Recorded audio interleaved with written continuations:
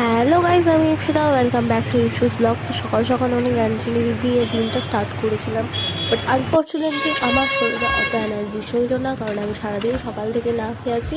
তো তাই আমার শরীরে অত এনার্জি ছিল। এই দেখো আউটফিট চেক। তো চলো আপাতত বাড়ি যাওয়া যাক। বাড়ি গিয়েও খুব খিদে পেয়েছিল, তাই আমি হচ্ছে কি আজকে রান্না হয়েছিল সোয়াবিনের তরকারি। তো সোয়াবিনের তরকারিটা গাপা গাপ খেয়ে বেরিয়ে গেল একটা পাশের দোকানে।